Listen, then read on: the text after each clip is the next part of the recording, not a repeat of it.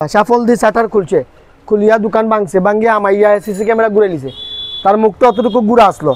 Same কাহিনী করছে পয়লা বার করেও সিসি ক্যামেরার উপরে লাইট মারছে, লাইট মারা জিনিসগুলো করছে। আজকে 15 দিন হয়েছে না, আবার সেম ঘটনা। তারা শাটার মানে সাফল দিয়া শাটার ভাঙিয়া তারা ঢুকছে আর কি।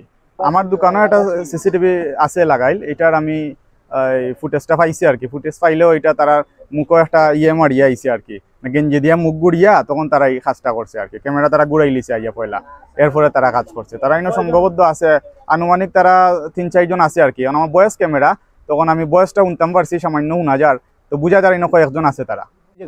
মানে কই সাইট আস্তা তেল আছিল, সয়াবিন তেল 2 লিটারই 1 লিটারই। আর এদিকে আছিল আপনার 500 গ্রাম আপনার ওই দিন প্যারাশুট তেল, প্যারাশুট নারকেল তেল কয়টারে। আর দানোর দুধ ও কার্টন বড়া আছিল নিচে কি, ও কার্টন পুরা বড়া আছিল 400 গ্রামই 500 গ্রামই 200 গ্রামই এটা নিচে কি। ওই আর ওই তো ওইটা আস্তা কার্টন বড়া আছিল, গতকালকে রাখছিলাম আস্তা কার্টন 1008 পিস, 1008 পিস আছে। শ্যাম্পু যা মাল নিছে সব দামি দামি মাল নিছে আপনার।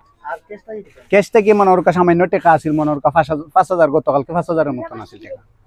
আমি চাইরা আমি করে এটা সুষ্ঠু তদন্ত হোক এবং এটার বিচার হোক আর কি। ইলা হইলে তো আমরা কোনো নিরাপত্তা নাই বর্তমানে যে অবস্থা চলে। ইলা নইলে তো আসলে ব্যবসা বাণিজ্য করাটা খুব টাফ হয়ে যাব। কারণ আমরা ব্যবসা আছে, আমরা শান্তি পাইলাম না, এলাকা দোকান আমরা কিছু শান্তি পাইলাম না। আগামী দিনে আমরা দিনত হইতে পারে। আমরা প্রশাসনের দাবি করাম এই সুটটাকে আর এই গরিব মানুষের উপরে এই অত্যাচার খেনেওর একটা আপনার দেখা দোকান। মানে 1 মাসের ব্যবধানে 2বার চুরি হয়ে গেছে, কিন্তু প্রায় আনুমানিক 2 লাখ টাকার মতো লস হয়েছে। ওটা উদ্ঘাটন করার লাগে আমরা অভিযোগ দিছিলাম কোতোয়ালি থানাত, তারার পক্ষ থেকে আমরা কোনো রেসপন্স পাইছি না আর কি। তারা আমরা কোনো কলও করছে না বা জানাইছেও না এই অভিযোগটা কোন পর্যায়ে আছে, বা তারা অভিযোগ গ্রহণ করছে নি এটাও আমরা জানি না।